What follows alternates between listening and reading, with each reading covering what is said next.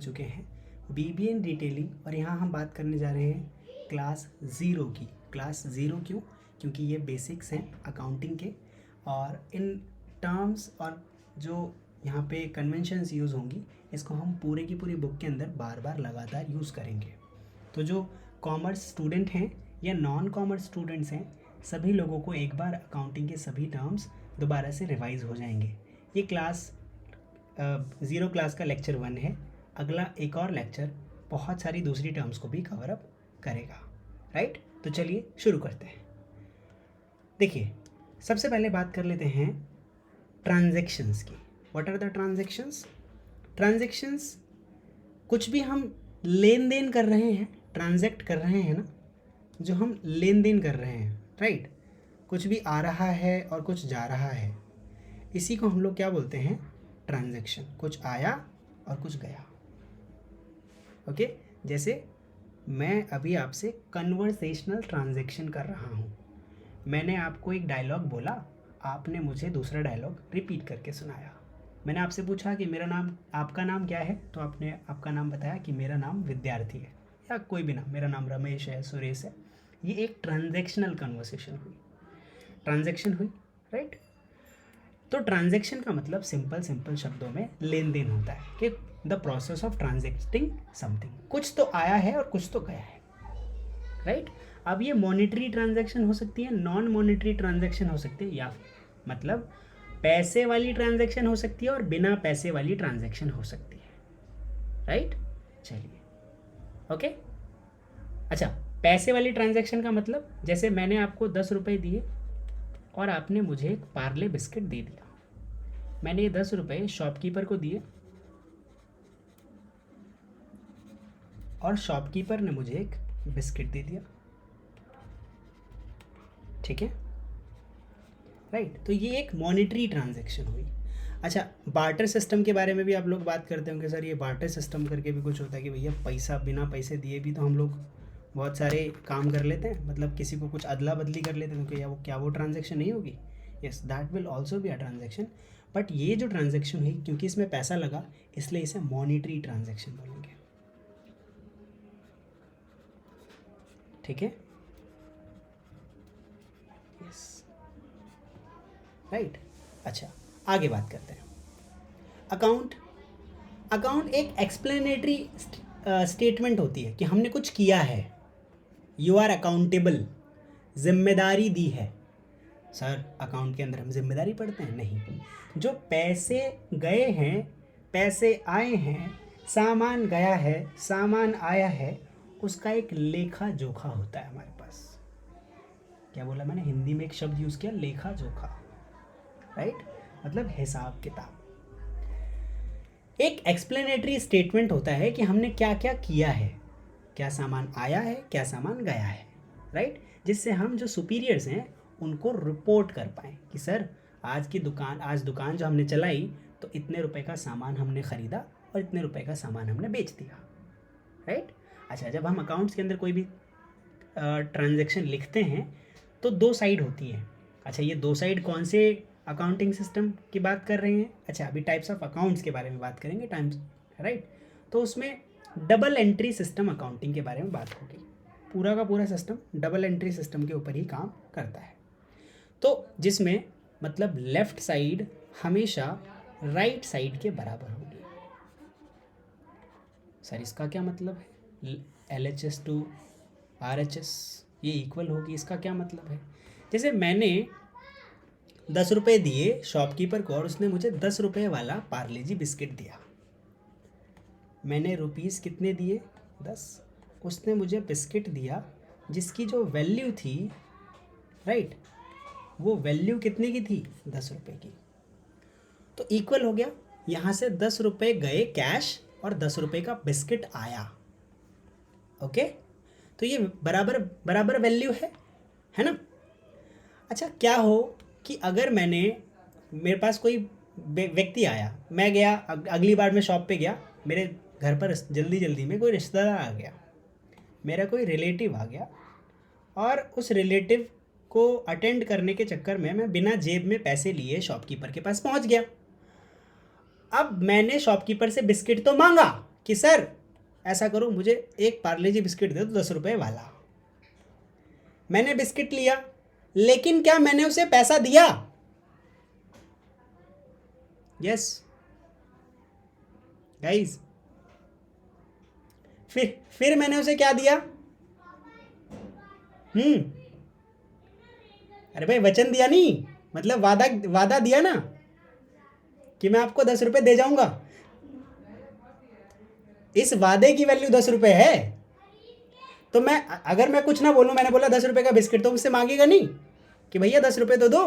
तो अगर मैंने नहीं दिया तो वो बिस्किट वापस रख लेगा। मैंने अगर कहा कि अंकल जी, भैया जी, ठीक है, कैशियर साहब, आप मुझे बिस्किट दे दीजिए, मैं 10 रुपये आपको कल दे जाऊंगा, क्योंकि मैं आपका बहुत पुराना कस्टमर हूँ, आप मुझे जानते ही हैं, मैं जल्दीबाजी में 10 रुपये लेकर अभी नहीं आया हूँ। ये तो हो गई आम बोलचाल की भाषा। लेकिन ऐसी ट्रांजैक्शन बड़े लेवल पर भी तो होती हैं। तब क्या करते हैं हम लोग? उन्हें क्रेडिट नोट देते हैं कि भैया इतने रुपए का उधार हो गया है, राइट, मेरे खाते में लिख लो। तो मैं 10 रुपये का वचन देकर आ जाऊंगा इनको, राइट। मैंने अभी थोड़ी देर पहले क्या बोला था? 10 रुपये के बराबर की वैल्यू का कुछ मुझे देना पड़ेगा। तो मेरी जो बात है उसमें 10 रुपये का वजन होगा तभी तो देगा। अगर उसे मालूम होगा कि कस्टमर कभी आया नहीं मेरे पास, और उसको मैं लग रहा हूँ कि अजीब से मैंने कपड़े पहने हुए हैं, मतलब मैं लग रहा है कि 10-15 दिन से नहाया नहीं हूँ, और फिर मांग रहा हूँ और बोल रहा हूँ कि मैं पैसे दे जाऊँगा, तो क्या वो मुझे 10 रुपये का बिस्किट देगा? चलो मैं मान लेता हूँ बिस्किट है, खाने का आइटम तो दे ही सकता है, लेकिन क्या मुझे कोई वैल्यूएबल गुड देगा 50-100 रुपीज़ का? यस, नहीं देगा ना, क्योंकि मेरी 10 रुपये की वहाँ पर वैल्यू नहीं है। ध्यान से सुनिएगा, ये जो ट्रांजैक्शन हुई, इसमें जितने रुपए आए उतने रुपए का कुछ गया। मैंने क्या बोला? रुपए आए और कुछ गया। कुछ में कुछ भी हो सकता है, वैल्यू भी हो गई 10 रुपए की, है ना? ठीक है, चलिए आगे बात करते हैं विद्यार्थियों। तो जब भी हम डबल एंट्री अकाउंटिंग सिस्टम के हिसाब से कोई भी ट्रांजैक्शन लिखेंगे, तो आप घर पे अगर मान लेते हैं मुझे कुछ खर्चा निकालना है, सिंपल कि भाई मैंने आज कितने रुपए कमाए और कितने रुपए मेरे पास थे, तो हम क्या करते हैं महीने के एंड में ना, हमारे पिताजी, माताजी या हम खुद भी पहले क्या किया करते थे कि एक तरफ लिखते थे कि कितने पैसे आए,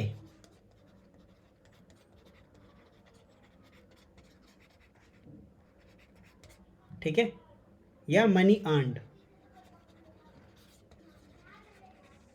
राइट, और कितने गए मैं भाई हिंदी में लिखता था। मैं विद्यार्थी था, तो ये हिंदी यहाँ पर मेरी बहुत अच्छे से लिखाई अच्छी नहीं है। खैर, मनी स्पेंट,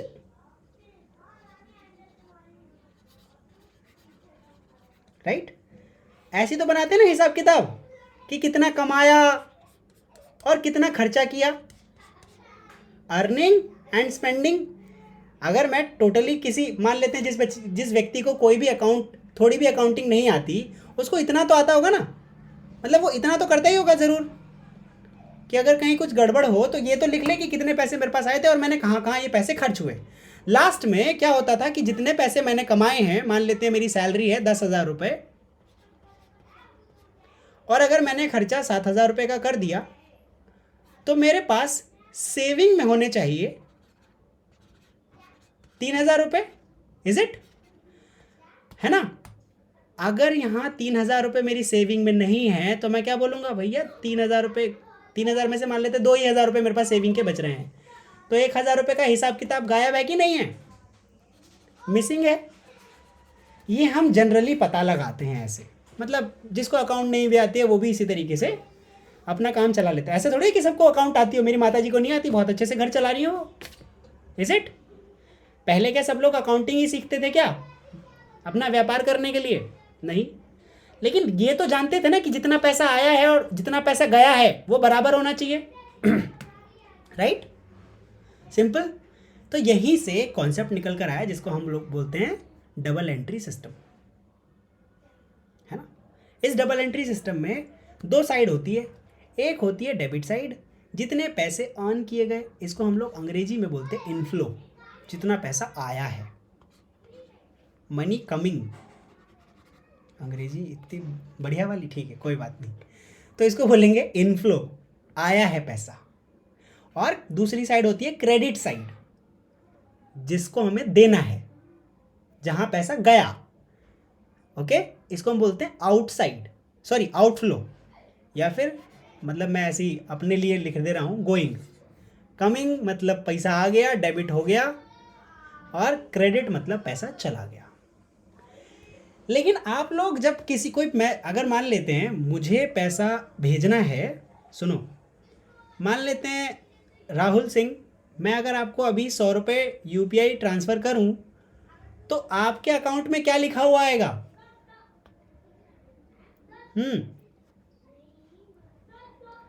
ये तो बोला कि भैया पैसा गया। अच्छा, क्रेडिट मतलब किसके टर्म्स में? अब ये यहाँ आप लोग कंफ्यूज हो जाते हैं कि ये पैसा गया, आपका तो 100 रुपये चला गया इस हिसाब से राहुल, लेकिन आया कैसे, किसके हिसाब से? वो बैंक के हिसाब से, आपके हिसाब से, मेरे हिसाब से, कहाँ से क्रेडिट हुआ है वो? credited in your account 100 rupee has been credited to Rahul's account number 12345678। Okay, तो ये पैसा चला गया है। ये पैसा कहाँ चला गया पता है? किसने गया है? देखो ध्यान से सुनना। अभी जो बैंक होते हैं ना, ध्यान से सुनिएगा, ये बहुत छोटी छोटी बातें हैं, हम लोग ध्यान देंगे तो बहुत अच्छे से समझ में आएगा। मान लेते हैं मैं हूँ किशन, मान के लेते हैं मैं तो किशन ही हूँ, ठीक है, ये है राहुल, है ना। चलिए, मैंने अपने बैंक को बोला कि भाई बैंक ऐसा करो, राहुल को ना 100 रुपये ट्रांसफ़र कर दो। तो पता है बैंक क्या बोलेगा? ठीक है, आपके अकाउंट से क्या करते हैं, पैसा निकाल कर राहुल के अकाउंट में दे देते हैं। यहाँ पे जो मेरा बैंक होगा और जो राहुल का बैंक होगा, हो सकता है चलो सेम हो या अलग अलग हो, लेकिन प्रोसीजर सेम रहता है। मैसेज यहाँ भी जाएगा, मैसेज वहाँ भी जाएगा। मेरा मान लेते हैं एसबीआई है, इनका मान लेते हैं यस बैंक है, राइट। चलिए, तो मैंने जो इनको 100 रुपये दिए, तो ये वाला बैंक अकाउंट पता है क्या लिखेगा कि हाँ, जो पैसा मैंने ट्रांसफ़र किया वो तो मैंने बैंक को किया, अपने बैंक को, फिर मेरे बैंक ने इनके बैंक को पैसा दिया, राइट। तो जो मतलब मेरे पास तो कभी पैसा था नहीं, मेरे पास पैसा इसी बैंक में था, मैंने बस बोला कि मैसेज कर दो यहाँ पे पैसा, मैंने जब किया तो वो मेरे अकाउंट में दिखाएगा। ये अपने बैंक से, मतलब जब मैं इनको पैसा जमा करके आता हूँ ना, जमा करके आता हूँ, तब तो डेबिट करता हूँ मैं। जब पैसा जमा हो जाता है, अब ये बैंक की तरफ से चलेगा सारा का सारा खाता। तो जब भी ये बोलेंगे कि क्रेडिट हुआ है, तो इन्होंने अपने जेब से पैसा, मतलब ये पैसा बैंक के पास था ना, मेरा पैसा यस बैंक के पास चला गया। अब यस बैंक क्या बोलेगा कि हम अपने खाते से निकाल कर राहुल को कितने रुपए दे रहे हैं, मतलब यस बैंक के खाते में आया ना असल में पैसा, जो मैं ट्रांसफ़र करूंगा 100 रुपये, पहले राहुल के पास सीधा नहीं जाएगा, वरना बैंकों की ज़रूरत ही नहीं थी। तो यहाँ पे जो पैसा आएगा वो बैंक ने असल में राहुल के अकाउंट में क्रेडिट किया है। बैंक ने अपने खाते से निकालकर राहुल वाले खाते में पैसा डाला है, जबकि मैंने अपने बैंक को इंस्ट्रक्शन दिया था कि राहुल को पैसा भेज दो, तो राहुल को डायरेक्ट तो जा नहीं सकता, तो मेरे बैंक ने इनके बैंक को पैसा भेज दिया। इनके बैंक को एक मैसेज गया कि राहुल के अकाउंट में डाल दो ये पैसा, तो उन्होंने बोल दिया ठीक है, 100 rupees credited to Rahul's account. इसीलिए वहाँ पर क्या लिखा आता है? क्रेडिट। ओके, चलिए। अच्छा, जब ये डेबिट लिखा आता है, मेरे से तो लिखा आएगा डेबिटेड, तो इसका मतलब है कि इन्होंने क्या कर लिया है, मेरे नाम पे इतना पैसा जमा कर लिया है अपने पास, जो वो आगे भेजने वाले हैं। समझ रहे हो आप लोग? ये दोनों टर्म समझ में आए जो हमारे पास नॉर्मल डे ट्रांजैक्शन के अंदर लिखा हुआ आता है कि यहाँ डेबिट क्रेडिट, असल में लेना देना तो बात वही है, पर यहाँ ले कौन रहा है? बैंक। यहाँ दे कौन रहा है? बैंक। अगर मैं आपस में लेन देन करता, 100 रुपये अगर मैं राहुल को कैश करूँगा, कैश में दूंगा, तो मैं अपने अकाउंट से कर दूंगा क्रेडिट, ठीक है। और राहुल अब सॉरी हाँ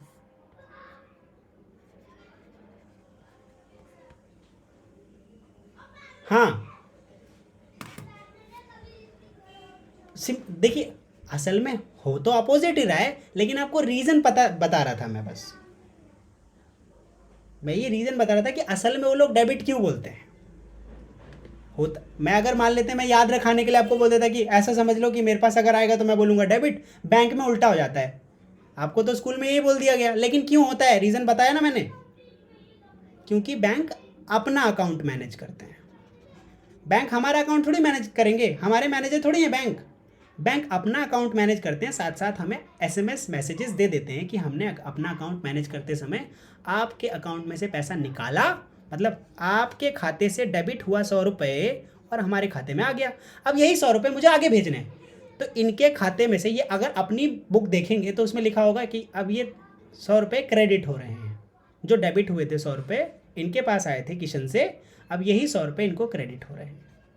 अब ये 100 रुपये पहले तो ये डेबिट करेगा, मतलब इसके पास आएंगे इस वाले बैंक के पास, और उसके बाद ये क्रेडिट करेगा राहुल के अकाउंट में। देख रहे हो, 3 बार तो यहीं पे अकाउंटिंग हो गई। ठीक है, चलिए समझ आ रहा है, इजी है। चलिए बहुत ही आराम आराम से बढ़ते चलेंगे, कोई जल्दीबाजी नहीं है। अगर अच्छे से समझेंगे तभी बहुत सारे सवाल हम लोग आसानी से सॉल्व कर पाएंगे। सब लोगों को लगता है अकाउंट, मैथ, गणित, प्लस माइनस डिवाइड मल्टीप्लाई कठिन है। बहुत आसान है, बहुत आसान है। जैसे 2 + 2 4 होता है ना, 8 - 4 4 होता है। इसी तरीके से सारी की सारी मैथ है, कुछ भी गलत बड़ नहीं है, ना ही कुछ बहुत ज़्यादा है ना ही बहुत कुछ कम है। बहुत आसानी से समझ में आ जाएगा। सुनो, लेकिन क्या होने चाहिए, कॉन्सेप्ट्स क्लियर होने चाहिए। ओके, नाउ आगे बात करते हैं। तो अभी मैंने बता दिया कि जो पैसा आएगा उसको लिखा जाएगा डेबिट, जो पैसा जाएगा उसको लिखा जाएगा क्रेडिट। तो अभी जो पैसा हम लोग आपको भेजते हैं तो बैंक अपना अकाउंट मैनेज करते हैं कि आपसे पैसा लिया, मतलब आप उनके बैंक अकाउंट में पैसा चला गया, खैर वो डेबिट क्रेडिट हो गया। आगे अब बात कर लेते हैं, एक टर्म आप बार बार सुनेंगे, कैपिटल।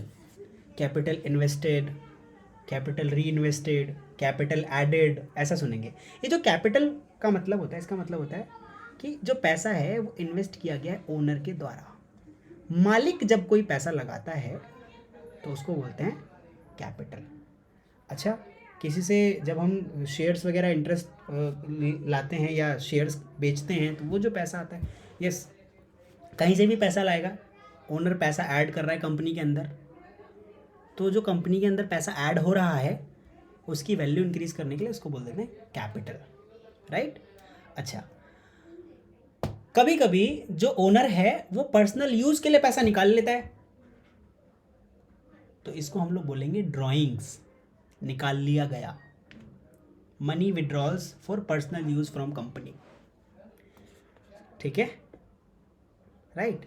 अच्छा, ऐसा भी हो सकता है कि जो ड्राइंग्स हैं ये सिर्फ और सिर्फ प्रॉफिट से हो या पूरे अकाउंट से हो, कैसे भी हो सकती हैं, बट जो भी पैसा निकाला जा रहा है कंपनी से पर्सनल यूज के लिए उसको हम लोग बोलेंगे ड्राइंग्स। ओके, चलिए नाउ बहुत सारे विड्रॉल्स को एक साथ लिखेंगे और सिंगल अगर मुझे बताना हो कि withdrawal, right, money withdrawal of 1000 rupee this day this day this day that day, सारी इकट्ठा कर लूँगा और महीने के एंड में मैंने कितनी ड्राइंग्स, मेरी ड्राइंग्स कितनी थी, ये नहीं कि पेंटिंग कितनी बनाई, नहीं, मैंने कितने सारे पैसे निकाले, मैंने कितने सारे पैसे निकाले उसका एक हिसाब ड्राइंग्स के रूप में आएगा। मैंने सिंगल सिंगल ट्रांजेक्शन के अंदर विड्रॉ किए होंगे, लेकिन जब मैं लास्ट में दिखाऊंगा तो उसमें लिखा होगा, शब्द लिखा होगा ड्राइंग्स, मेरी ड्राइंग्स, यानी कि मैंने कितने पैसे अभी तक निकाल लिए हैं। ओके, चलिए, लायबिलिटीज मतलब जिम्मेदारी।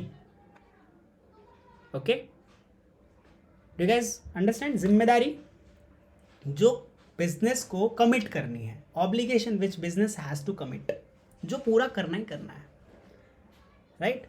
अच्छा, ये लाइबिलिटी मॉनेटरी टर्म्स में भी होती है और नॉन मॉनेटरी टर्म्स में भी होती हैं। लाइबिलिटीज़ हमेशा हम लोग पैसे के टर्म्स में मापते हैं ना, कि सर मुझे इसको इतना पैसा देना है, हमारी लाइबिलिटीज़ इतने रुपए की हैं। लाइबिलिटीज़ कभी कभी प्रॉमिस के टाइप्स में भी हो सकती हैं, लेकिन हम उन्हें कभी पढ़ते नहीं, इतनी ज़्यादा यूज़ होती नहीं, इसलिए हम उनको ध्यान में रखते नहीं हैं। जैसे मान लेते हैं कि जो पैसा हमें चुकाना है वो क्या है, हमारी लाइबिलिटी है, जिम्मेदारी है। जो प्रॉमिस हमें पूरा करना है वो भी क्या है, लाइबिलिटी है, राइट। तो दोनों तरीके की लाइबिलिटी होती है, मॉनेटरी और नॉन मॉनेटरी, जो बिजनेस को कमिट करनी होती है। जो भी बिजनेस कर रहा है। इसके बाद एक टर्म आप सुनेंगे असेट्स, ऐसे रिसोर्स या प्रॉपर्टी जो किसी इंडिविजुअल या कंपनी को बेनिफिट दें। ऐसे सारे रिसोर्सेज या प्रॉपर्टीज़ जो किसी भी इंडिविजुअल या कंपनी को बेनिफिट करें, इसको हम लोग बोलते हैं असेट।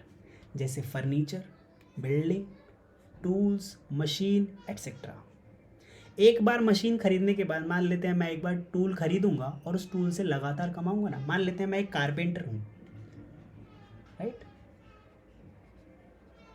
मैं लकड़ी का काम करता हूँ, तो मैं क्या करूँगा, बहुत सारा चेजल, शॉ, बहुत सारी चीज़ें एक साथ खरीदूँगा और काम करूँगा मैं इससे। मेरे पास एक ही बार में मैं बहुत सारे टूल्स खरीद लूँगा। ये टूल्स एक दिन में तो ख़राब होंगे नहीं, इनको मैं लगातार यूज़ करता रहूँगा और इन्हीं से तो पैसे कमाऊँगा। यस और नो, राइट। तो ये जो टूल्स हैं ये मुझे क्या कर रहे हैं, बेनिफिट दे रहे हैं, राइट। जैसे अभी मेरे पास ये पेन है, इस पेन से मैं लिख रहा हूँ तो मेरी क्लास हो रही है, आपको समझ में आ रहा है। इसका मतलब ये क्या है, मेरे लिए टूल है, टीचिंग टूल है मेरे लिए, राइट। ये पीडीएफ का जो सॉफ्टवेयर है, this is also a tool for me, right, जिससे मैं आप लोगों को इफेक्टिवली समझा पा रहा हूँ। क्या आप लोगों को सब कुछ समझ आ रहा है? चलिए ध्यान से समझिएगा, कंफ्यूज नहीं होना, ओके। कुछ भी गड़बड़ रहेगी आप मुझे पूछ सकते हैं यहाँ पर, और क्लास के बाद भी पूछ सकते हैं, चिंता बिल्कुल नहीं करनी। यस, कोई सवाल अभी तक? चलिए आगे बढ़ें जी।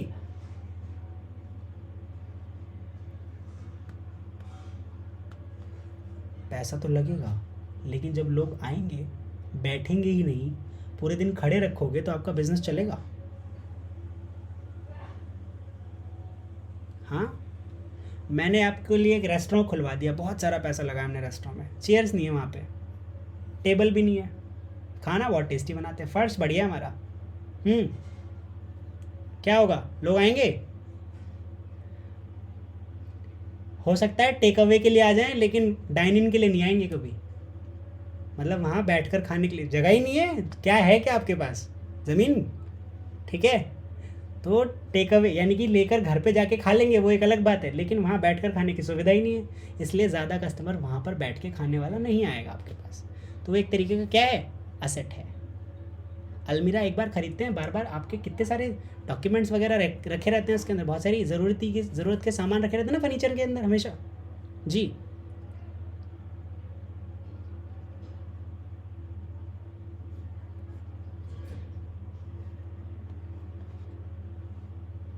बिल्कुल, ठीक है। अगर ऐसा सिर्फ शब्दों में बहुत लंबे समय तक चलने वाली चीज़, तो मेरे पास कार खरीद ली मैंने, ये भी तो लंबे समय तक चलेगी? नहीं चलेगी। कार एसेट है। अगर मैं एक इंडिविजुअल हूँ, ये एक थोड़ा सा कंट्रोवर्शियल टॉपिक है, हाँ। यस, बिल्कुल बिल्कुल बिल्कुल। और जिससे हमें लॉस होगा, जिससे हमें नुकसान होगा, अगर मैं कार से बार बार जितने का प्रॉफिट हो रहा है, मान लेते हैं मेरी सैलरी 20,000 रुपये है, आप समझिए, और मेरा पेट्रोल का खर्चा हर महीने का 8,000 रुपये के आसपास आता है, तो आपको लगेगा आप कार यूज़ करोगे या बस से जाओगे जिससे आपका खर्चा सिर्फ 300 रुपये आता है महीने का? बताओ भाई, चलो 2,000 रुपये मान लेते हैं। 20,000 रुपये कमा के बस यूज़ करेंगे ना भाई, मैं खुद ही बस यूज़ करूँगा, क्योंकि इस समय मेरे लिए ये जिम्मेदारी हो गई, 8,000 रुपये हर महीने मुझे इसमें पे करने, ठीक है। जो हमें कमा कर बेनिफिट दे, जिससे हमें बेनिफिट मिले, वो एसेट है, सिंपल टर्म्स में, लंबे समय तक के लिए, राइट। आगे बात करते हैं expenses. Expenses the cost for producing goods और सर्विसेज, इनको हम लोग या प्रोडक्शन के लिए या आपको सेल करने के लिए, किसी भी तरीके की सर्विसेज के लिए जब भी आप कोई खर्चा कर रहे हैं उसको एक्सपेंसेस बोलेंगे। रेवेन्यूज़, कोई भी प्रोडक्ट या सर्विस बेचकर जो पैसा आया है, इसको हम लोग रेवेन्यू बोलते हैं। ध्यान से सुनिएगा, मैंने एक सामान 100 रुपये में ख़रीदा और 250 रुपये में बेच दिया, सर आप तो लालची हो, 1.5 गुना में ज़्यादा बेच रहे हो। एक तो इसको लाने में जो कॉस्ट आई है वो आई है 70 रुपीज़, मेरी जो लेबर कॉस्ट लगी है वो लगी है 30 रुपीज़, और इसको जो वेयर हाउस करने का, लाने ले जाने का जो रखने रखाव का खर्चा था वो था 20 रुपये। तो 120 रुपये तो मेरे यहीं खर्च हो गए। मेरे पास कोर प्रॉफिट कितना बचा? सिर्फ 30 रुपये, 1.5 गुना बेचने के बाद। इसका मतलब मेरे पास जब, अगर मैं ऐसे 10 प्रोडक्ट बेच दूंगा तो मेरे पास जो रेवेन्यू होगा वो होगा 2,500 रुपये। 250 रुपये के 10 प्रोडक्ट बेचूंगा तो मेरे पास टोटल जो रेवेन्यू होगा, जो मेरी जेब में पैसा आएगा वो आएगा 2,500 रुपये। लेकिन असल में मेरे पास प्रॉफिट कितना आया इस हिसाब से, जैसा मैंने अभी आपको बताया, लाने ले जाने का खर्चा 70 रुपये, मेरे पास जो हम लोगों का खर्चा है, मतलब मेरी सैलरी जो है, हमारे यहाँ जितने लोग काम कर रहे हैं उन सबकी सैलरी जो है उसको मिला के, या बाकी सारे खर्चे मिला के 30 रुपये, मतलब इलेक्ट्रिसिटी, रेंट सब मिला के 30 रुपये, राइट। और ये 20 रुपये मैंने किसका बताया था? हाँ, मेंटेनेंस का, राइट। चलिए, तो ये सारा मिला के तो 120 रुपये यही हो रहा है।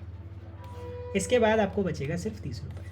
तो 10 प्रोडक्ट के ऊपर मैंने सिर्फ 300 रुपये कमाया, लेकिन जेब में कितना रुपये आया? 2,500, क्योंकि सारा प्रोडक्ट भी तो बेच कर आया है, समझे नहीं। इनकम निकालने के लिए आपको क्या करना पड़ता है? जितने भी रेवेन्यू आपने कमाया है उससे सारे खर्चे आपको घटाने होते हैं। तो इस केस में देखो, 2,500 रुपये मान लेते हैं, मैंने 1,000 रुपये का प्रोडक्ट बेचा है, जिसमें मेरे 200 रुपये खर्च हो गए इस 1,000 रुपये के प्रोडक्ट को बेचने के लिए। तो असल में मेरी इनकम सिर्फ कितनी हुई? 800 रुपये, राइट। यस, आगे बात करते हैं, प्रॉफिट किसे कहते हैं भाई? जी नंदिनी, कुछ पूछना चाह रहे हैं आप?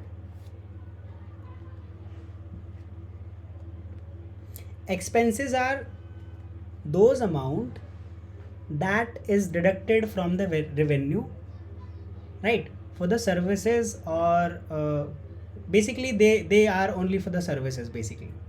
जब भी हम कोई सर्विस यूज़ कर रहे हैं या किसी भी तरीके की कोई भी एक्टिविटी कर रहे हैं, उसके अंदर जितने भी खर्चे आ रहे हैं उन सभी खर्चों को डिडक्ट करने के लिए हम उनको एक्सपेंसेस की तरह लिखते हैं।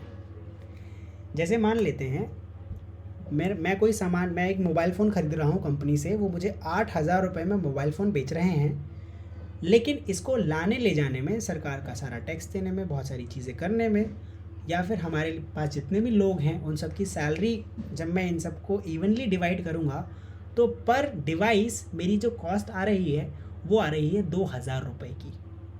सारे खर्चे अगर मैं पर डिवाइस के हिसाब से डिवाइड कर दूँ तो मेरी जो कॉस्टिंग आ रही है 2,000 रुपये मेरा ऊपर का खर्च हो रहा है। तो 8,000 रुपये का जब मैं ख़रीदूँगा तो मुझे 2,000 रुपये और ऐड करने पड़ेंगे, जिससे अब मैं 0 पे आ जाऊँगा, मतलब अब मुझे कुछ कमाई नहीं मिलेगी। अब अगर मैं 2,000 रुपये के ऊपर कोई पैसा रखूँगा तब मुझे कमाने के लिए मिलेगा। मतलब अगर मैं 1,500 रुपये में बेचूँगा मोबाइल फ़ोन, तो जो 700 रुपये मैंने एक्स्ट्रा लिए हैं लोगों से, क्योंकि प्रोडक्ट तो 800 रुपये का ही था, ध्यान से सुनिएगा।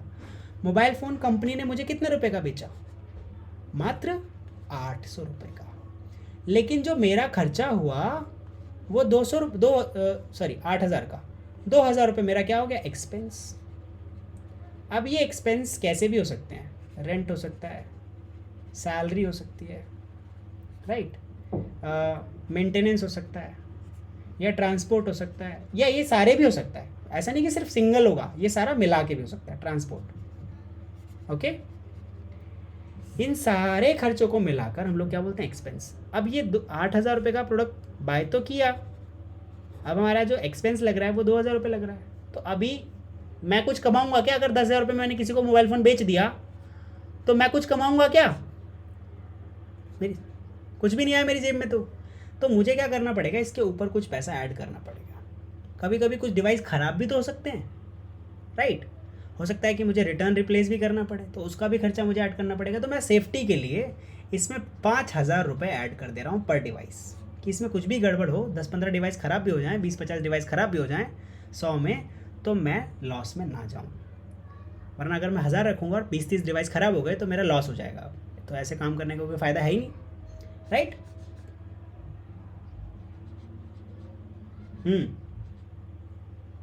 सारी चीज़ें थी जी। ये मार्कअप बोलते हैं, इसे ये मार्कअप बोलते हैं। असल में मार्कअप तो दोनों होगा, दोनों मिला के। ये जो 5,000 रुपये बचे हैं ये कोर प्रॉफिट है।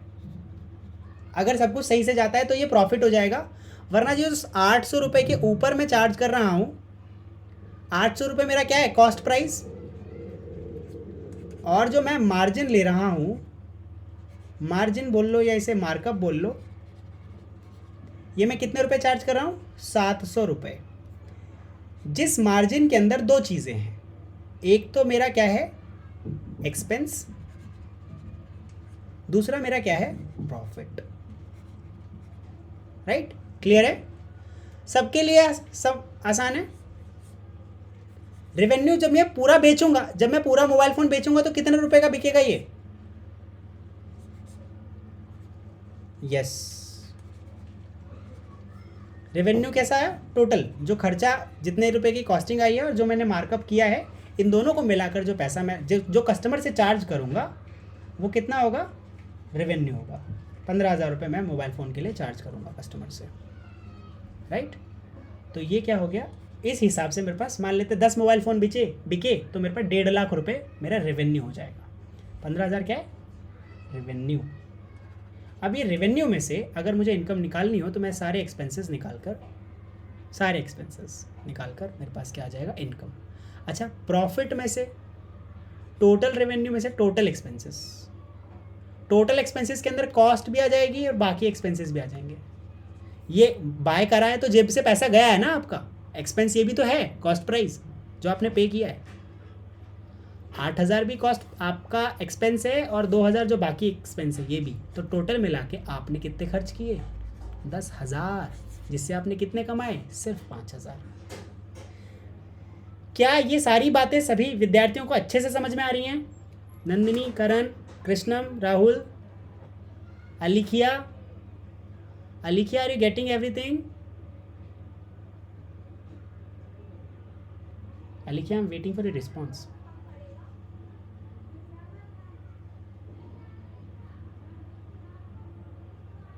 अलिखिया, आर यू देयर?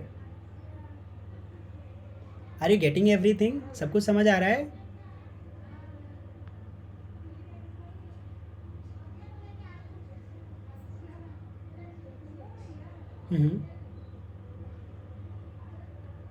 ओके, एक बार ठीक कर लीजिए इसे, मैं कंटिन्यू करता हूँ। Right, yes. कुछ भी गड़बड़ होगा आपको ज़रूर मुझसे सवाल पूछ लेना है, ठीक है? ओके, चलिए। तो आप लोगों को ये 3 टर्म्स, रेवेन्यू, इनकम और प्रॉफिट समझ आया? यस। आगे बढ़ते हैं। अच्छा, जब भी हम कोई सामान मतलब खरीदते हैं तो 2 टर्म्स हम लोग यूज़ करते हैं, परचेज़ किया है और सेल किया है। जो खरीदा है परचेज, जो बेचा है सेल। लेकिन इसके साथ साथ 2 टर्म्स और सीखो कि जो खरीदा है मैंने, अब मैं यहाँ से पहले सारा मिटा देता हूँ, इसकी ज़रूरत तो अभी नहीं है ना, ठीक है, खैर। अच्छा, अब से आप लोग नोटिस करेंगे कि आगे से जब भी आप क्लास में रहेंगे तो आप लोग नोटबुक लेकर बैठेंगे, जिससे आप लोगों को अगर कोई कुछ भी लिखना हो मेरे साथ साथ तो आप आसानी से उसे लिख पाएँ। कोई डाउट भी पूछना हो तो आप आसानी से अपने नोटबुक के ऊपर लिख लें। Right, yes. अरे ये दोबारा क्यों आ गया भाई? ठीक है, दैट्स ग्रेट, दैट्स ऑसम। चलिए आगे बढ़ते हैं। मान लेते हैं मैंने कोई प्रोडक्ट बाय किया, मैं सेलर हूँ माफ़ी चाहूँगा, गला खराब। मैं सेलर हूँ, मैंने होलसेलर से सामान खरीदा।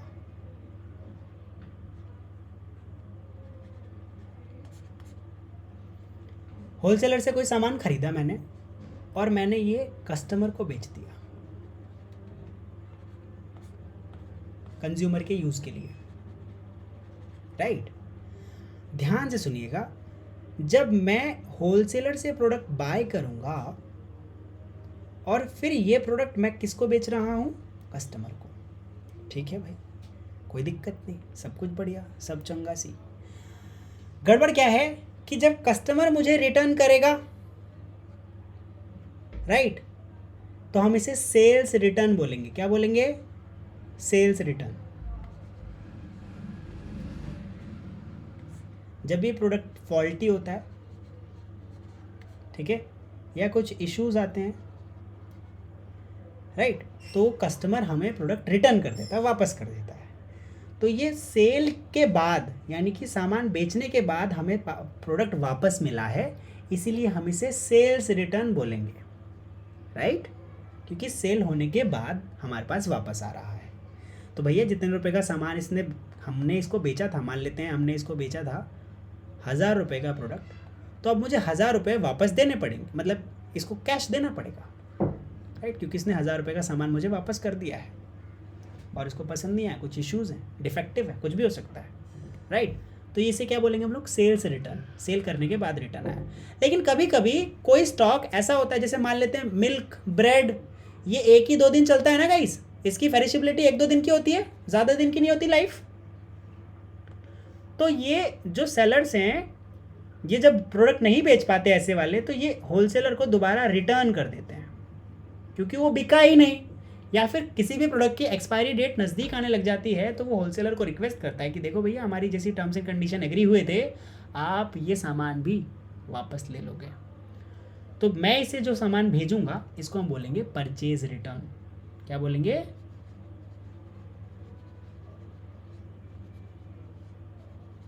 राइट। जो सामान मुझे कस्टमर से मिला, उसको लिखेंगे सेल्स रिटर्न के अंदर, और जो सामान मैंने होलसेलर को भेजा, उसको हम लिखेंगे परचेज रिटर्न। ऐसा क्यों? ध्यान से सुनिएगा। जब कस्टमर ने हमें सामान वापस किया, तो मुझे 100 रुपये अपने अकाउंट से माइनस करने पड़ेंगे, 1000 रुपये अपने अकाउंट से माइनस करने पड़ेंगे। लेकिन जब मैं सेलर को सामान वापस दूंगा, तो मेरे पास 1000 रुपये प्लस में आएंगे, जेब में आएंगे ना, राइट। ठीक है। तो इसीलिए जो सामान हम खरीद कर खुद से, मतलब आगे जाए ना, पीछे हम लोग होलसेलर को दे रहे हैं परचेज किया हुआ आइटम, राइट, तो वो क्या होगा? हमारा परचेज रिटर्न के अंदर आएगा, और जो कस्टमर हमें वापस कर रहा है, उसको सेल्स रिटर्न के अंदर। अब किसी का एक सवाल हो सकता था कि सर, जो कस्टमर हमें वापस करेगा, वो अल्टीमेटली जाएगा तो होलसेलर के पास ही, क्योंकि हम थोड़ी रखने वाले हैं अपने पास। यस, कभी कभी हम लोग देखते हैं कि वो हमारी गलती भी नहीं थी, प्रोडक्ट फॉल्टी था, मैन्युफैक्चरिंग डिफेक्ट था, तो हम होलसेलर के पास दोबारा वापस कर देते हैं। तो उसकी 2 एंट्रीज बनेंगी, मतलब 2 बार उसे लिखेंगे। एक बार उसे सेल्स रिटर्न के अंदर लिखेंगे कि 1000 रुपये मैंने इसके बदले दे तो दिए, लेकिन अब जो प्रोडक्ट मैंने इनको आगे पास ऑन किया है, उसके बदले भी मुझे 1000 रुपये जेब में आएंगे। मतलब इसमें मेरा बीच में कोई रोल नहीं रहा, 1000 दिए तो 1000 आ गए, मतलब मेरा अकाउंट हो गया 0 रुपीज़ का, राइट। क्लियर है? समझ आ रहा है? ये बहुत ही छोटी छोटी टर्म्स हैं, लेकिन जब ये न्यूमेरिकल टर्म्स में आपको दिखेंगे ना, तो वहाँ परेशान ना कर दें आपको, इसीलिए मुझे ये क्लास बहुत ज़्यादा ज़रूरी लगी। आगे बात करते हैं, आगे बढ़ें। चलिए, now let's talk about gain. भैया वेट गेन की बात नहीं कर रहे हम लोग, यहाँ पे पैसे से होने वाले गेन की बात कर रहे हैं। अच्छा, कभी कभी लिखते हैं हम लोग प्रॉफिट, फिर यहाँ पे एक शब्द आ रहा है गेन। गेन का मतलब है ऐसा प्रॉफिट जो मेरे बिजनेस से लिंक नहीं है। मान लेते हैं मैं बिजनेस करता हूँ शूज़ सेल करने का, I work in Bata, right, I have a franchise of Bata, मैं जूते बेचता हूँ और उससे पैसा कमाता हूँ। लेकिन मैंने आईटीसी के शेयर्स बाय किए हुए हैं, ओके, मतलब मैं शेयर वगैरह, शेयर मार्केट के अंदर पैसा लगाता रहता हूँ, और मैंने आईटीसी के शेयर बाय किए हुए हैं, मैंने हिंदुस्तान पेट्रोलियम के शेयर्स बाय किए हुए हैं, राइट, मैंने एनपीसीएल के शेयर्स बाय किए हुए हैं। तो अब क्या हुआ, अचानक से मैंने देखा कि मार्केट के अंदर एक बड़ा उछाल आया, और मैंने जो 10,000 रुपये लगा रखे थे, उसके वो जो पैसा बना, वो अब 25,000 रुपये हो गया है। तो ये जो 15,000 रुपये प्लस में मेरे पास आया, ये क्या मेरा प्रॉफिट है? ये मेरा गेन है, क्योंकि ये मुझे कहाँ से आया है? मेरे बिजनेस से नहीं आया, आउटसाइड बिजनेस आया है, राइट। अब ये सर हमारी रिटेल वाली ज़िंदगी भी कैसे आता है? भाई देखो, ऐसे आता है।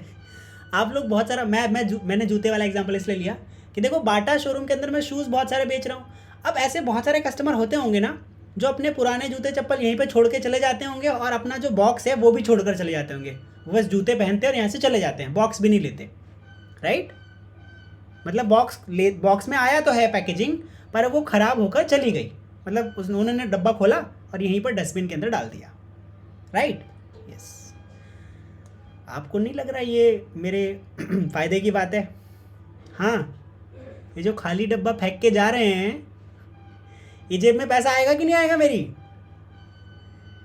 सर आप बहुत कंजूस हो, इसको बेच दोगे आप? यस, ठीक है, इसको हम लोग बेच देंगे। क्या ये मेरे बिजनेस का पार्ट है? लेकिन तो इससे मुझे क्या आएगा? गेन, ठीक है भाई। ये सब भी इनकम सोर्सेज हैं, अदर सोर्स में लिखेंगे इसे, अगर बाद में आप बैलेंस शीट बना रहे होंगे तो। करते हैं आप ऐसा? मतलब देखते हैं ऐसा लिखा है कभी? कबाड़ बेच के पैसा कमाया अकाउंट में। खैर चलिए आगे बढ़ते हैं। आगे रीफर्बिश्ड तो जानते होगे, अच्छे शब्दों का यूज़ करें तो हम लोग रीफर्बिश्ड बोल देंगे आगे उसे, ठीक है। वापस आते हैं, सुनिए। अरे ज़्यादा वापस नहीं आ गए, सुनो। अब बात कर लेते हैं पैसा लेन देन के बारे में, ठीक है। चलिए, कहाँ गए कृष्णम भाई? लाओ मेरे पैसे निकालो, 2000 रुपये जो मैंने आपको पिछली दिवाली पे दिए थे पटाखे खरीदने के लिए। अब दिवाली तो बैन, मतलब पटाखे तो बैन हो गए। लाओ पैसे वापस करो कृष्णम। मैं कौन? हेलो, देख रहे हो विद्यार्थियों, एक विद्यार्थी मुझे पहचानने से मना कर रहा है। पिछली दिवाली पे याद नहीं है मैंने आपको 2000 रुपये दिए थे पटाखे खरीदने के लिए? ठीक है, तो यहाँ पे जो पैसे देता है, माफ़ी चाहूँगा कृष्णम, बुरा तो नहीं लगा ना? माफ़ी चाहूँगा इसके लिए, ठीक है। किसी भी विद्यार्थी को ऐसा नहीं लगना चाहिए। यस, सुनिए, तो मैंने पैसा दिया, भैया देख रहे हो स्टाइलिश, अरे ऐसे बाल तो नहीं है मेरे, लेकिन कोई बात नहीं, अब मान लो, ठीक है। ये कृष्णम है, कृष्णम से मैंने पैसा लिया, ठीक है। कृष्णम ने मुझे 2000 रुपये दिए, तो जो पैसे दे रहा है वो डेटर है, और जो पैसा ले रहा है वो क्रेडिटर। सर कैसी बात कर रहे हो? अभी थोड़ी देर पहले तो बोला कि जब पैसा आएगा तो डेबिट, पैसा जाएगा तो क्रेडिट। लेकिन आप ध्यान से सुनो, असल में ये व्यक्ति जिसके पास पैसा था ही नहीं,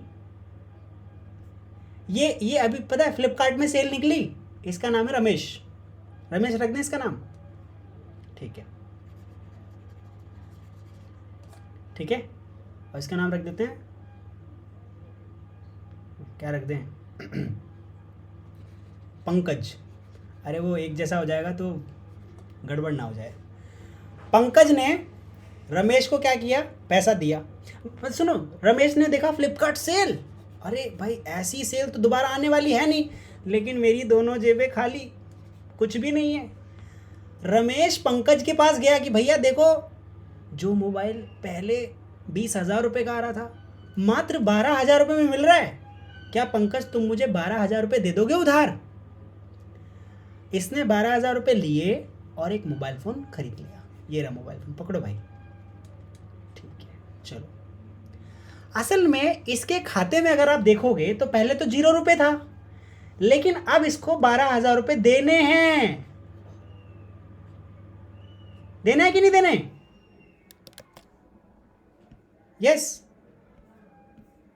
रमेश को, पंकज को 12,000 रुपये देने पड़ेंगे ना, इसीलिए इसको क्रेडिटर कहा गया है,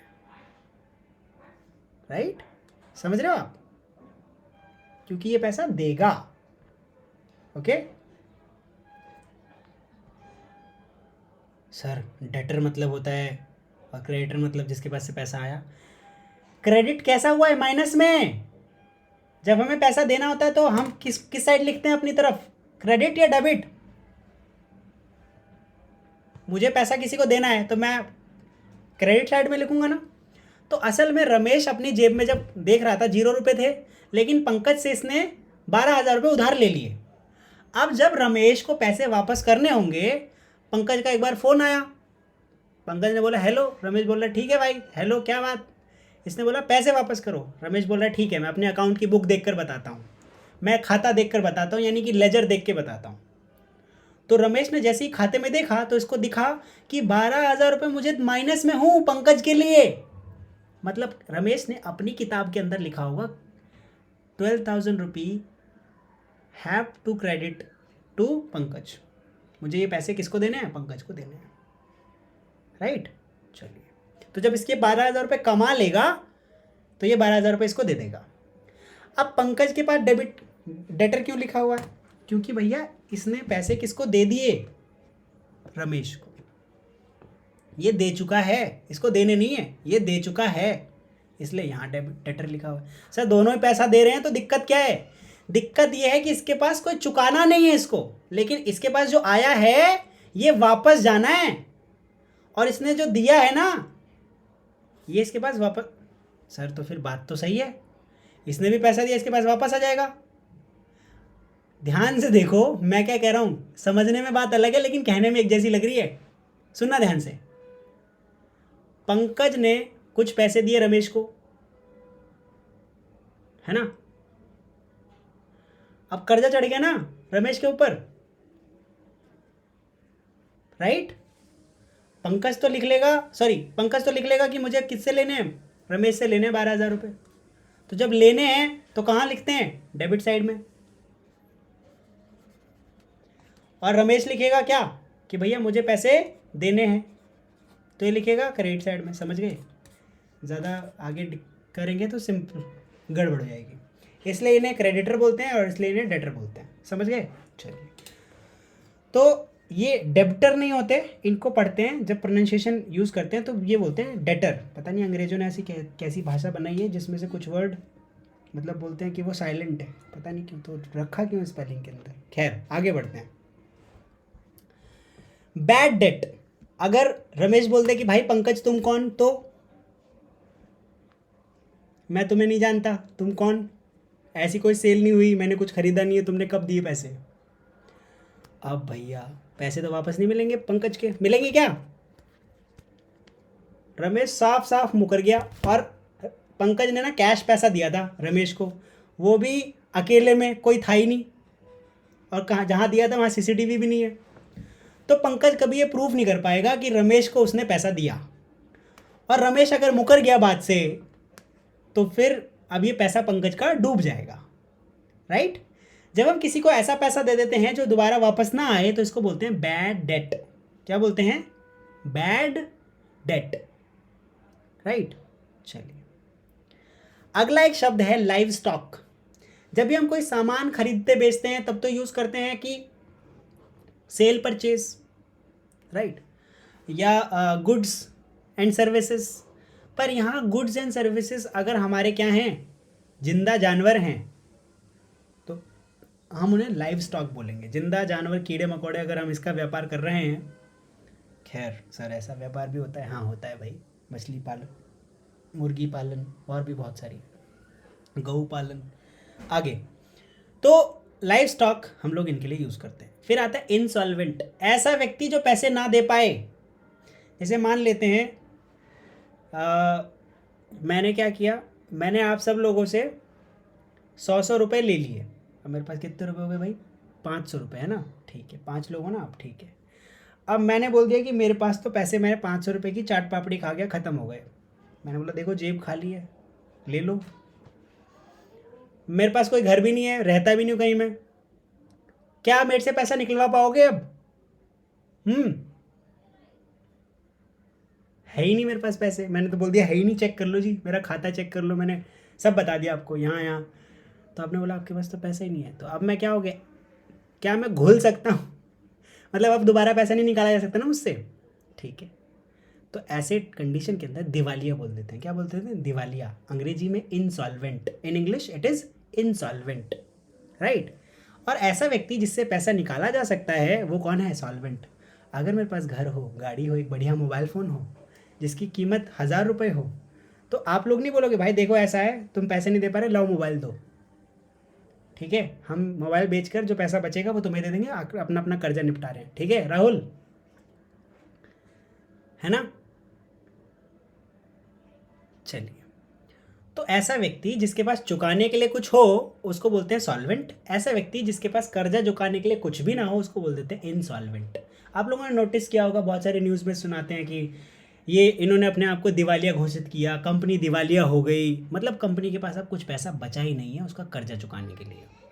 ठीक है, राइट, मतलब जितने का कर्जा है उससे ज़्यादा का उन्होंने खर्च कर दिया।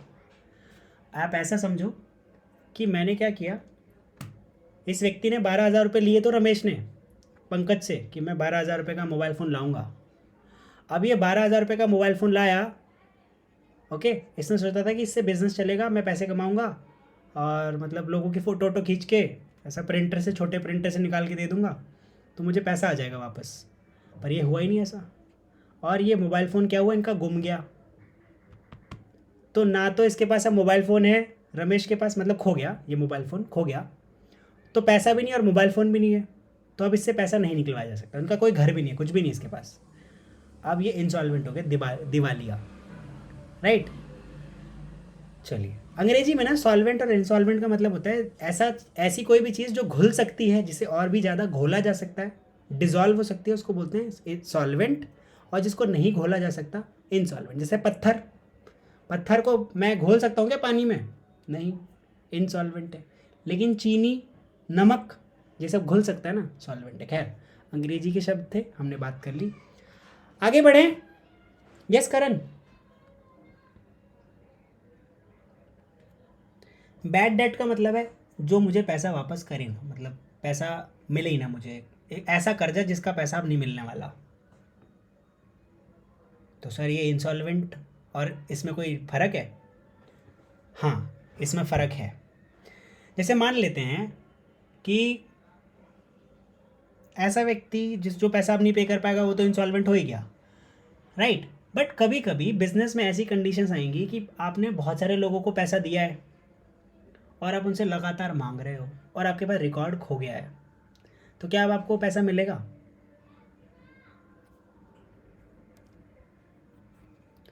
जिसको देना है उसको मालूम है कि मुझे पैसा देना है, लेकिन वो बोल रहा है भाई रिकॉर्ड दिखाओ तो मैं दूं पैसा, बताओ कितना बाकी है, कहाँ बाकी, दिखाओ दिखाओ दिखाओ, जल्दी दिखाओ, आज ही दे दूंगा पैसा। भैया क्या हो गया, रिकॉर्ड नहीं मिल रहा क्या? ठीक है, तो उस समय जब मुझे सामान बेचा होगा या मैंने सर्विस दी होगी उस व्यक्ति को, अब मुझे वो पैसे नहीं मिलेंगे, इसका मतलब वो मेरा बैड डेट है।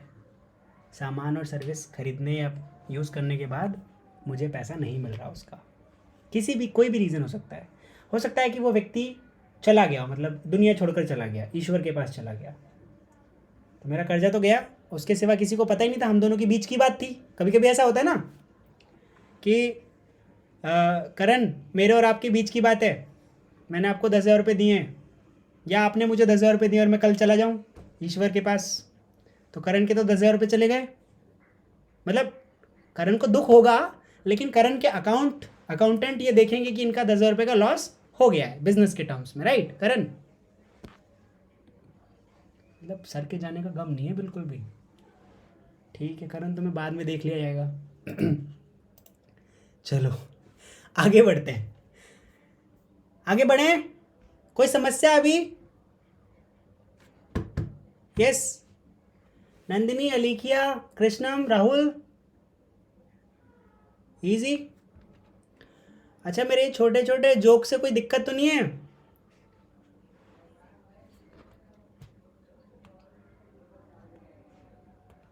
मुझे लगा ये बहुत ही बोरिंग क्लास ना हो जाए, बच्चे परेशान हो जाए, ऑनलाइन है, दिखता भी नहीं कौन किसको क्या पढ़ा रहा है कैसे। सुनो भाई, अब हम बात करेंगे कर्जे की। सर कर्जे की बात तो ऊपर कर ली नहीं, अब हम बात करते हैं और आगे आने वाले कर्जे की, लाइबिलिटीज़ के बारे में बात कर लेते हैं। लाइबिलिटीज़ जो हमें पे करनी है, ऊपर बात तो करी, पर सर ये कितने टाइप की होती है? यस, पहले होती है नॉन करंट, जो देनी ही देनी है, मतलब लगातार नहीं होंगी, बार बार नहीं होगी, राइट।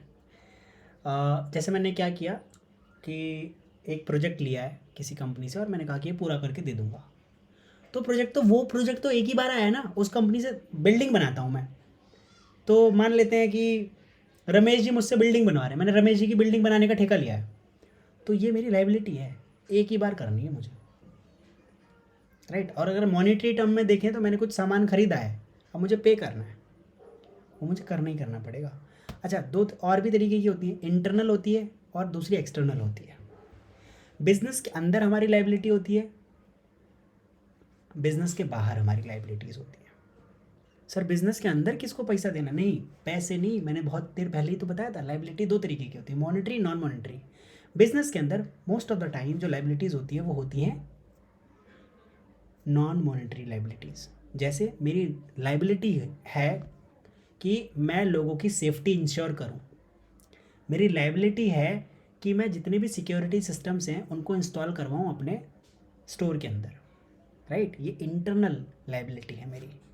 ओके, एक्सटर्नल लाइबिलिटी क्या है कि मैं पर्यावरण को भी नुकसान ना पहुंचाऊं या बाकी किसी के ऊपर अगर मेरा कोई कर्जा है तो वो मैं पे कर दूं, राइट? चलिए, इसके बाद करंट। ऐसा कोई भी लाइबिलिटी, ऐसी कोई भी चीज़, ऐसा कोई भी ऑब्लिगेशन जो मुझे एक साल के अंदर भीतर कंप्लीट करना है, एक साल के अंदर अंदर मुझे वो लाइबिलिटी उतारनी है, तो उसको हम लोग बोलेंगे करंट लाइबिलिटी। शब्द याद कर लेना, बार बार यूज़ करेंगे हम लोग और इजी रहेगा हमारे लिए। आगे बढ़ें, चलिए लेट्स टॉक अबाउट असेट्स। थोड़ी देर पहले हमने असेट्स की बात करी। असेट्स ऐसे रिसोर्सेज होते हैं या ऐसे सोर्सेज होते हैं जो हमें बेनिफिट देते हैं। अब तीन तरीके के असेट्स होते हैं, पहला नॉन करंट, दूसरा करंट, तीसरा फिक्शियस। नॉन करंट का मतलब है इसमें भी दो टाइप के। नॉन करंट क्या कि जो एक ही बार आएगा अपने पास, राइट, है ना? इसमें भी दो तरीके के, टेंजिबल और इनटेंजिबल। टेंजिबल का मतलब जिनको हम छू सकते हैं, देख सकते हैं, सामने है मेरे, और इनटेंजिबल जिनको हम देख नहीं सकते। सर ऐसा भी कोई एसेट होता है जिसको देख ही नहीं सक रहे? हाँ भाई, मेरे पास कोई सॉफ्टवेयर है, आप मेरा सॉफ्टवेयर देख पाओगे क्या? मतलब उसका इंटरफेस ही तो देख पाओगे। मान लेते हैं मेरे पास स्क्रीन ही नहीं है, उसके लिए स्क्रीन है ही नहीं, राइट? या मेरे पास पेटेंट है, किसी कंपनी के राइट के पेटेंट है, ये एक तरीके का माउस बनाने के पेटेंट है। अभी सैमसंग ने एक चूहा बनाया है जो असली में चूहे जैसा ही है। ज़्यादा देर काम करोगे तो वो अपने, मतलब वो चूहा ऊपर से जो पकड़ा रहता है ना अपने कवर, वो आपके हाथ में ही रह जाएगा और नीचे से माउस निकल कर भाग जाएगा। लिटरली ऐसा माउस बन गया है, पता नहीं कितने का है, बट इट इज़ देयर। तो वो जो पेटेंट है, ऐसा इस तरीके का माउस बनाने वाला पेटेंट, वो सैमसंग कंपनी के पास है, राइट? अब वो पेटेंट यानी कि उसको बनाने की टेक्नोलॉजी वो किसके पास है? सैमसंग के पास। तो जो उनका असेट है ये इनको कमा कर देगा। अगर ये किसी को रेंट पर दे देते हैं या किसी कंपनी को मास प्रोडक्शन के लिए वैसा माउस बनाने के लिए दे देते हैं, और अगर लोगों ने पसंद किया तो उससे जितना भी प्रॉफिट होगा कुछ हिस्सा उनके पास भी जाएगा। कुल मिला के उससे उनको पैसा मिल रहा है। इंटेंजिबल है जबकि एसेट दिख नहीं रहा सामने से, है ना? कई चीज़ों की वैल्यू बहुत ज़्यादा होती है, गुडविल, नाम, नेम, फेम, कुछ भी, राइट? ये भी क्या है? इंटेंजिबल एसेट है। दूसरा है टेंजिबल, मेरे पास ज़मीन बहुत सारी है, बिल्डिंग है, फर्नीचर है, ट्रांसपोर्टेशन सिस्टम है, ये सब क्या है? टेंजिबल एसेट, जिसको सामने से देख सकते हो, फील कर सकते हो, टच कर सकते हो, right? Now let's talk about current asset. ऐसे सारे एसेट जिनकी वैल्यू एक साल से कम तक के लिए है। पहला बैंक में जितना भी बैलेंस है एक साल के अंदर अंदर, बैंक बैलेंस। दूसरा जितने भी कर्जा दे रखा है मैंने, डेटर्स, राइट? यस, ये क्या करंट एसेट है, इससे पैसा आने वाला है ना। फिक्शियस एसेट, जैसे मान लेते हैं फिक्शियस एसेट वो होते हैं जिनसे पैसा आएगा, इनकी कोई रियलाइजेबल वैल्यू नहीं होती कि मतलब कि आज ही बता दोगे कितने पैसे का एडवर्टीजमेंट से कितना फ़ायदा हो जाएगा। हम बता सकते हैं क्या? हो सकता है कि बहुत फ़ायदा हो सकता है, बिल्कुल फ़ायदा ना हो सकता है, नुकसान हो जाए उल्टा। एडवर्टीजमेंट से ऐसा हो सकता है ना, फ़ायदा हो, बहुत ज़्यादा फ़ायदा हो, या फिर नुकसान ही हो जाए, या फिर कुछ भी ना हो। तो क्या इस असेट की वैल्यू बताई जा सकती है? मतलब फ्लेक्सिबल है, कुछ भी हो सकता है। तो जब ऐसा कोई असेट होता है जो हमें कमा कर दे, जिसमें कम ज़्यादा का पता नहीं है, तो इसको हम लोग बोलते हैं फिक्शियस असेट, जिसकी कोई रियलाइजेबल वैल्यू नहीं होती। मान लेते हैं मैं किसी को अपना एडवर्टीजमेंट बेच सकता हूँ क्या? चलो भैया, मैं जो एडवर्टीजमेंट कर रहा था वो तुम रख लो। हो सकता है क्या? कोका कोला का कर रहा था, मैं बोल रहा हूँ शूज़ वाली कंपनी को कि भैया अब तुम रख लो ये कोका कोला वाला एडवर्टीजमेंट। बेच सकता हूँ क्या? कोई रियलाइजेबल वैल्यू नहीं है। मतलब किसी को दूंगा तो कोई फ़र्क नहीं पड़ेगा, उसके लिए रत्ती भर काम का लिए ये मेरे काम का है, लेकिन जब टाइम आएगा तब। ये तीनों टाइप के एसेट आपको समझ में आए, नॉन करंट, करंट और fictitious. Krishnam, Rahul, Nandini, Karan, Alikhiya, are you getting?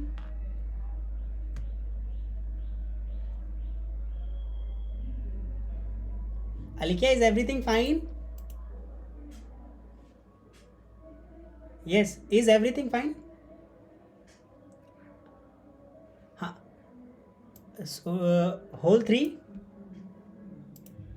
Okay, ना जो भी असेट होता है वो एक तरीके का रिसोर्स होता है, या एक ऐसा सोर्स या एक ऐसा टूल जो हमें बार बार पैसे कमा कर दे, जिससे हमें बेनिफिट हो।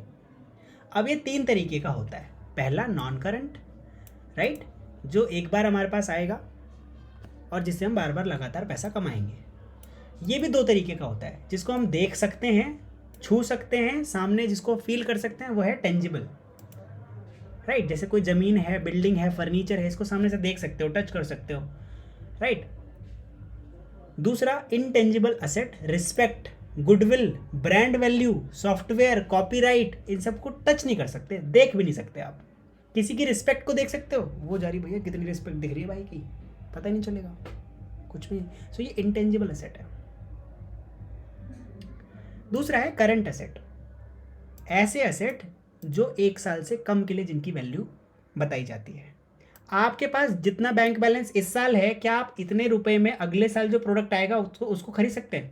मतलब ऐसा समझ लो, आपके बैंक अकाउंट में अगर मान लेते 1 लाख रुपए है, तो अगर आप आज के रेट के हिसाब से 100 किलो आटा खरीद सकते हो, तो क्या अगले साल भी 100 किलो आटा खरीद पाओगे? यस। कम खरीदोगे या ज़्यादा खरीदोगे?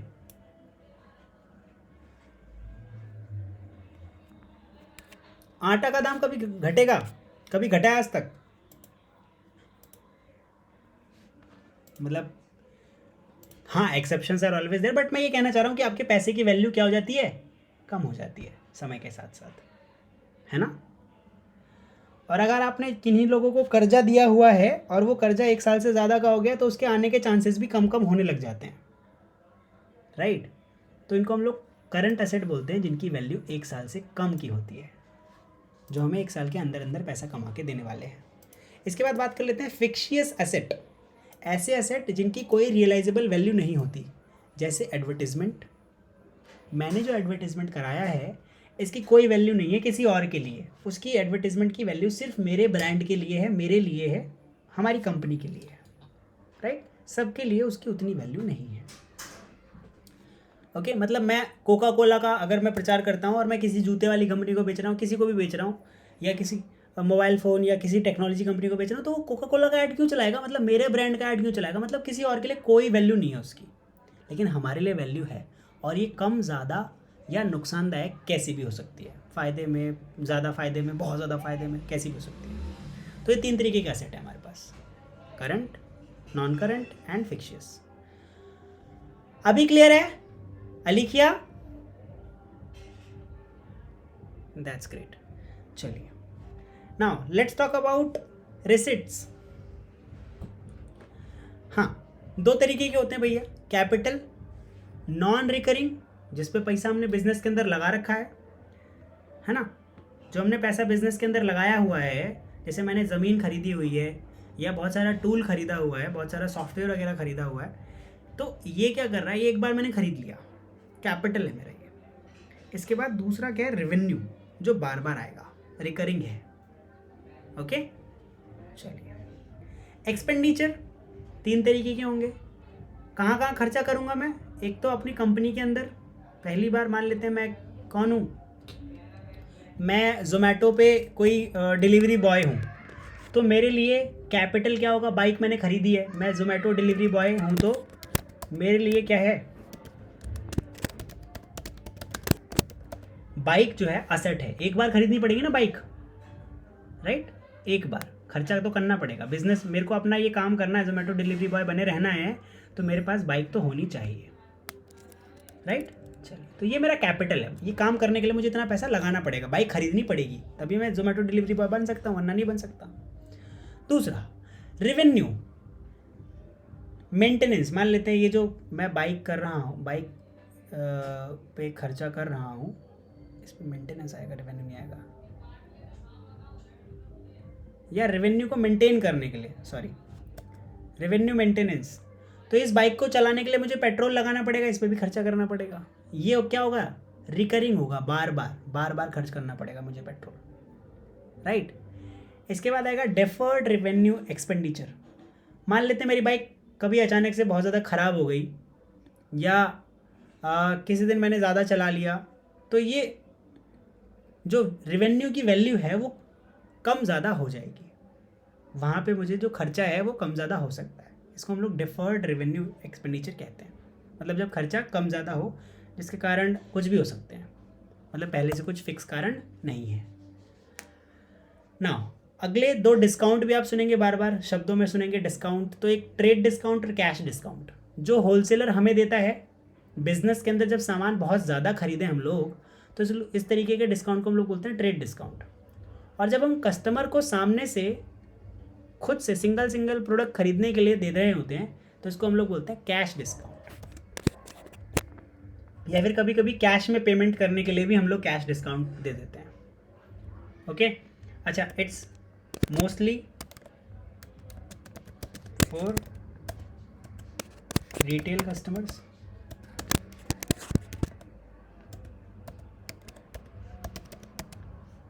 right, and it's for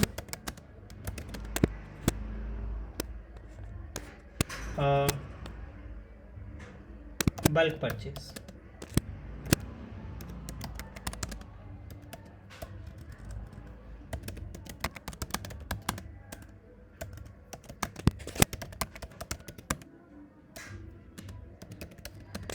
From wholesale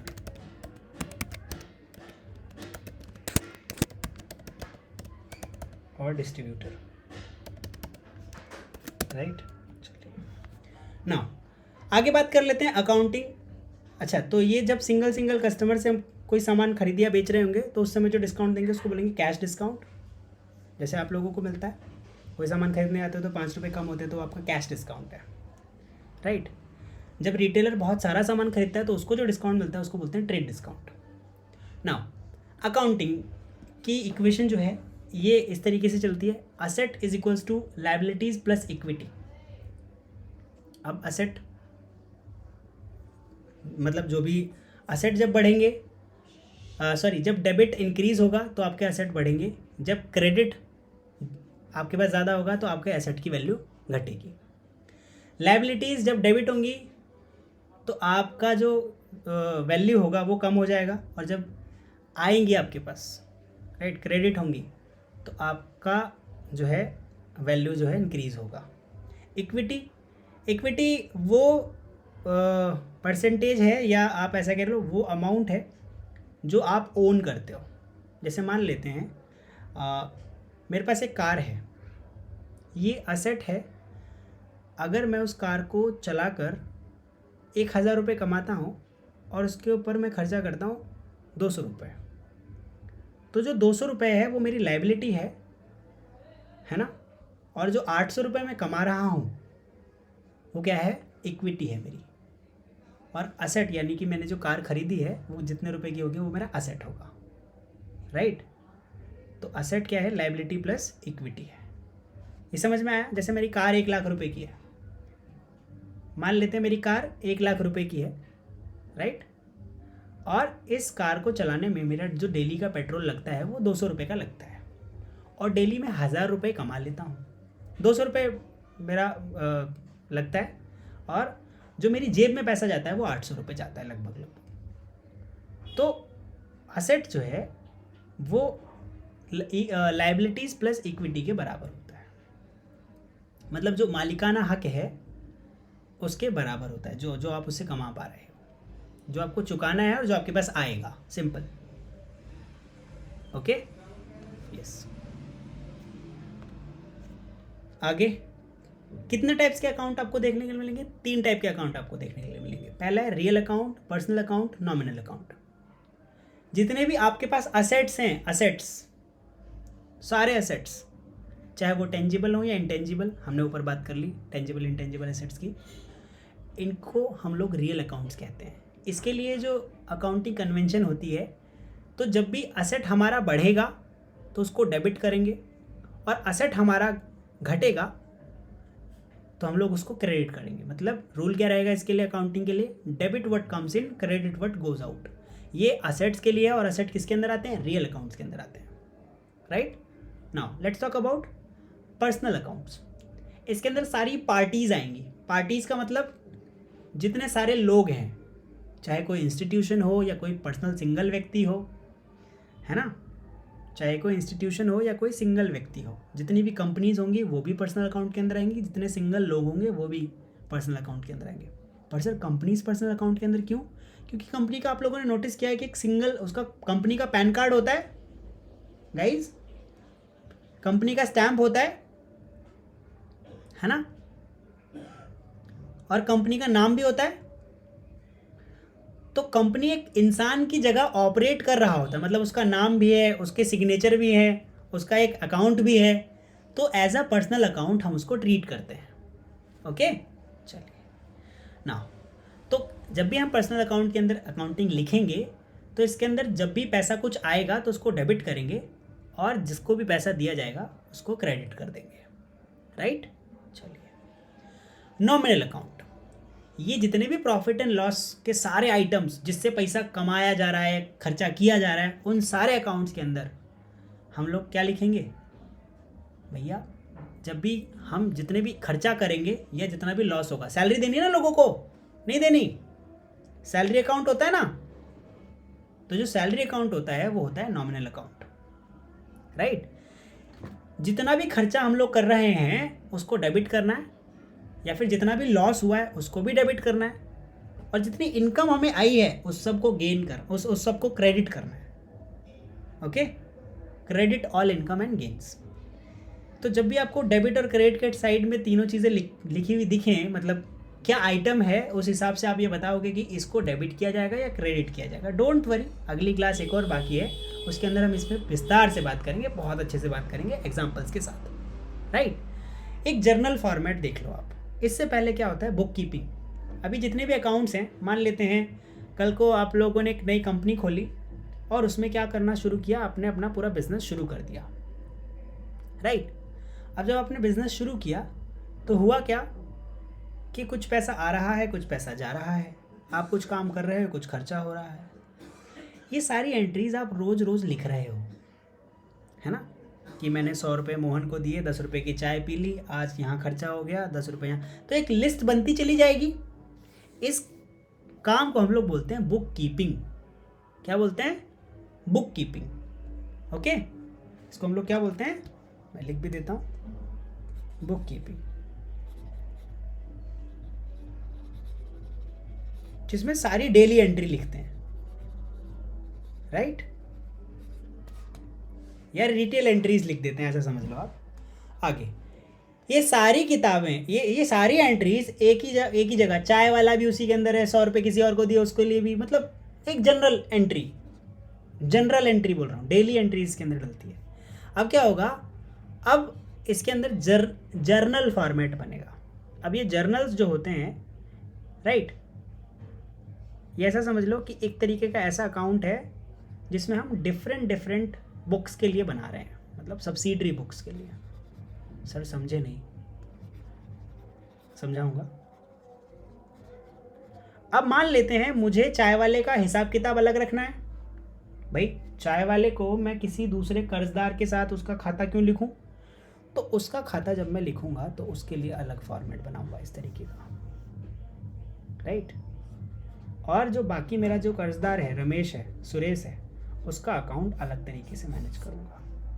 तो इसके लिए एक जर्नल बनेगा, फिर इसके बाद एक सिंगल एंट्रीज जब मैं उतारूँगा तो उसको लिखूँगा लेजर में। इन सब के बारे में बात करेंगे डिटेल में नेक्स्ट क्लास में, यानी कि कल।